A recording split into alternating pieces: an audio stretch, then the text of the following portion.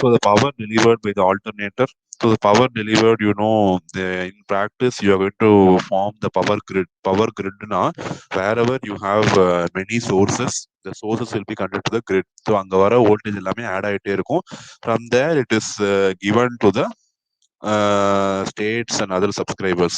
So grid now, it is a place where your so many things are getting added. Power generated from various sources are getting added into the grid, and it is available there for distribution to the consumers. So if you can assume this is a single line diagram of an alternator, you are giving a mechanical rotation with angular frequency omega. The induced EMF is E angle delta R, and the impedance of the alternator is ZS angle theta, and the current flowing is going to be I. The final voltage V has to be angle zero. Angle zero and meaning power factor is going to be zero. So I can assume to be a resistive load. So the current will be flowing because of potential difference. So I is equal to E angle delta R minus V angle 0 by ZS angle theta. So Ohm's law padi I is equal to V by Z.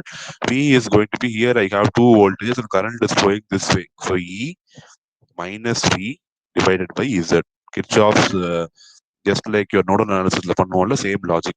Starting voltage minus ending voltage by impedance. So E angle delta R minus V angle 0 by ZS angle theta. This is going to be your current. If I want to find the conjugate, angle க்கு முன்னாடி minus போடணும். So E angle minus delta R minus V angle 0 divided by ZS angle minus theta. V angle 0 எப்படி எழுதலாம்? How can write V angle 0 as it is equivalent to what? V angle 0 is equivalent to what is V angle 0 equal to?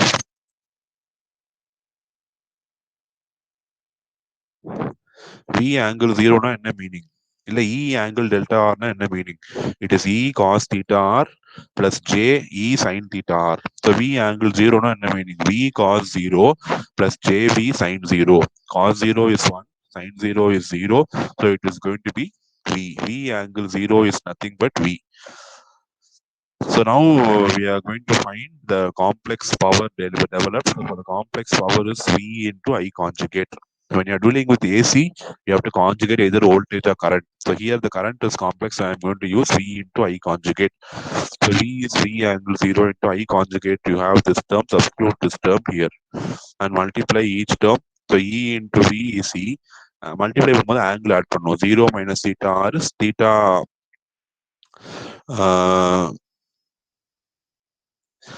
See, first thing I am going to subtract these two angles. So V by Z is angle theta will be there. Okay. And then multiply each term. So VV by Z is angle theta minus delta R minus V square by Z is angle theta.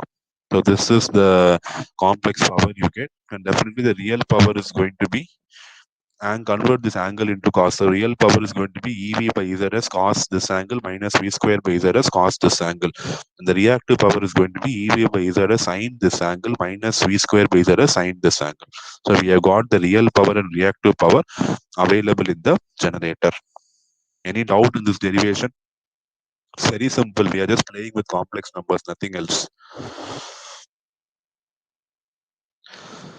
And I can write when you put theta is approximately equal to 90 degrees, the first term will be equal to EV by Z as sin delta R, and the second term will be equal to you will get this term. So when delta R is 90, see the real power, it is varying as sin theta. The sin theta will be maximum and the angle is 90, correct? So when delta R equal to 90, the real power is maximum and given by EV by ZS. For any other power, the value is given by P is equal to PM sin delta R. So it is going to be sinusoidally varying. So the power developed is going to be an AC power. You are going to have an AC signal available at the output that is going to have a peak power of EV by ZS. And for other power, for other angle, it is going to be the sinusoidal variation of P is equal to PM sin delta R. Okay. So the conclusion from the power equation of alternator. So if we increase the mechanical drive to the alternator, so increasing the mechanical drive means when you're rotating when you're going to drive the shaft with the more mechanical power, this delta R will increase, so the real power will increase. So more the rotation, more the power.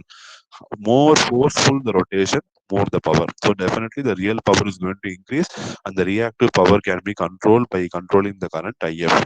The reactive power has to be kept minimum because reactive power does not contribute to the useful power. The useful power is contributed only by the real power.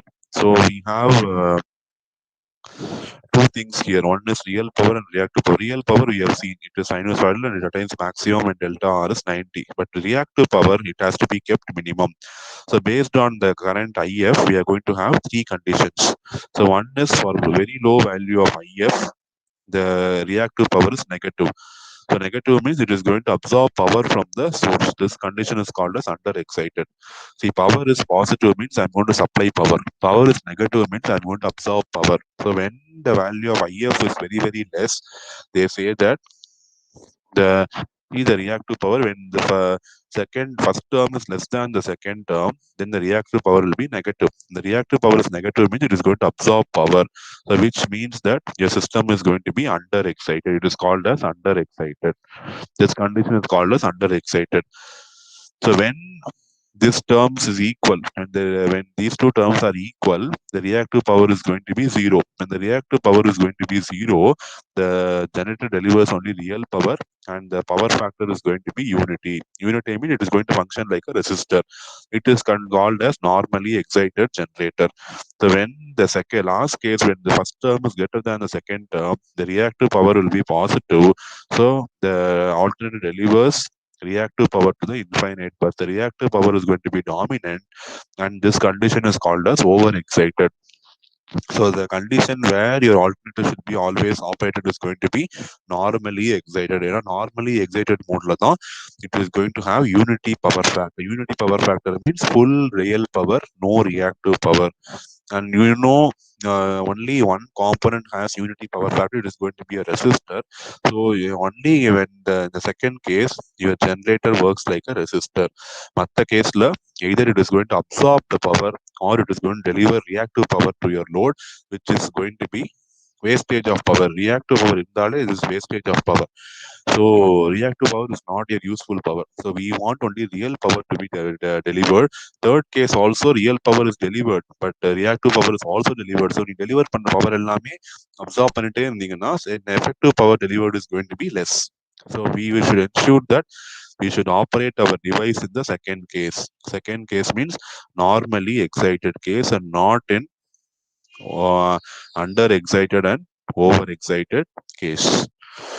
Okay, so that is the conclusion from the alternator. So you have any queries?